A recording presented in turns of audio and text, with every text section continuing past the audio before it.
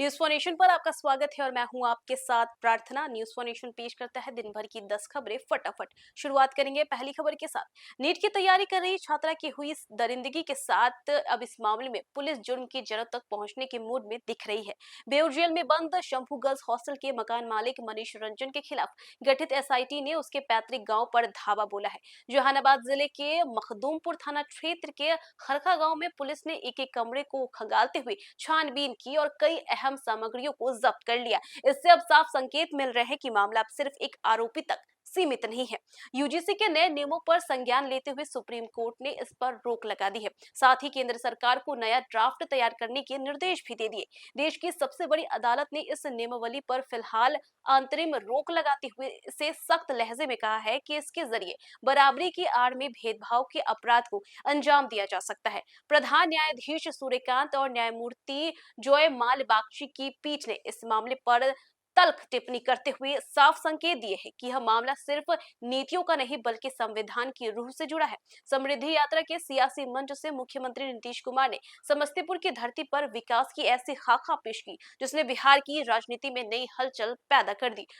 सराय रंजन के नरघोगी स्थित engineering college मैदान से मुख्यमंत्री ने कुल 827 करोड़ रुपए की 188 विकास योजनाओं का उद्घाटन और शिलान्यास कर ये संदेश दे दिया कि सत्ता सिर्फ भाषणों से नहीं बल्कि जमीन पर उतर के काम करने से चलती है। लालू परिवार की मुश्किलें बढ़ती हुई नजर आ रही है। दिल्ली की राउज एवेन्यू कोर्ट ने नौकरी के बदले जमीन मामले में कोर्ट में सुनवाई हुई है और कोर्ट ने राज्य सुप्रीमो लालू प्रसाद यादव, राबड़ी देवी, तेजस्वी यादव और तेज प्रताप यादव को 1 फरवरी से 25 फरवरी के बीच औपचारिक आरोप तय करने की प्रक्रिया के लिए पेश होने का आदेश दिया है।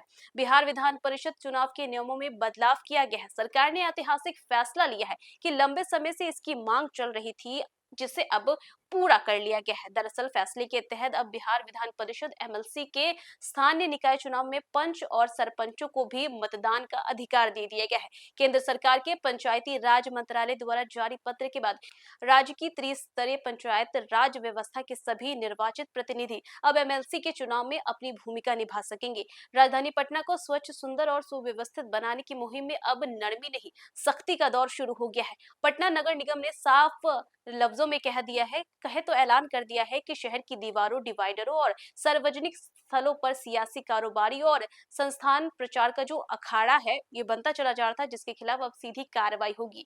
निगम का संदेश बिल्कुल वाजिब है और शहर की सूरत के खिलाफ खिलवाड़ करने के लिए इसे बर्दाश्त नहीं किया जाएगा। सड़क पर पैदल चलने वालों की सुरक्षा और सुविधा को लेकर के परिवहन विभाग बड़ी पहल करने जा रही है और अब देखिए सड़कों पर वाहनों के बीच पैदल यात्रियों को पहली प्राथमिकता दी जाएगी। इसके लिए राज्य के सभी जिलों से सुधार से जुड़े बिंदुओं पर विस्तृत रिपोर्ट तलब की गई है, जिसके आधार पर यह व्यापक कार्य योजना तैयार की जा रही है।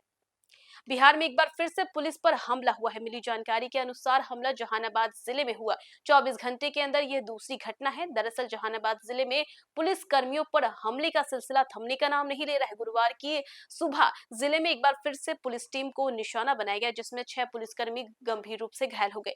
बिहार की सड़कों पर कानून के रक्षक की जुबान जब कानून तोड़ने लगे। जी हाँ, आपको बता दें कि अब हुकूमत को भी हरकत में आना पड़ता है। दरभंगा बेता थाना की थाना अध्यक्ष हरेंद्र कुमार पर आखिरकार कार्रवाई की तलवार जो है वो चल रही थी और सोशल मीडिया पर वायरल हुए इस वीडियो ने वर्दी की हकीकत बेनकाब कर दी, जिसमें थाना अध्यक्ष आम जनता से गाली गलौज और गलत लहजे में बात करते हुए नजर आए और नतीजा दरभंगा के वरीय पुलिस अधीक्षक जग्गू नाथ रेड्डी ने तत्काल प्रभाव से उन्हें निलंबित कर दिया।